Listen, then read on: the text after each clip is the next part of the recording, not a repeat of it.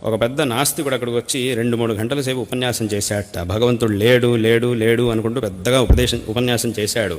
బ్రహ్మాండంగా ఉపన్యాసం చేశాడట.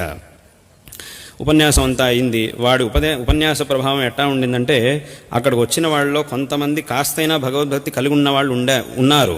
వాళ్ళకు ఉన్న భక్తి కూడా పోయింది. అటువంటి విధంగా ఉపన్యాసం చేశాడట. ఉపన్యాసం అంతా అయింది. వాడి స్టేజ్ మీద బ్రహ్మాండంగా సన్మానం చేశారు. అంతా అయింది.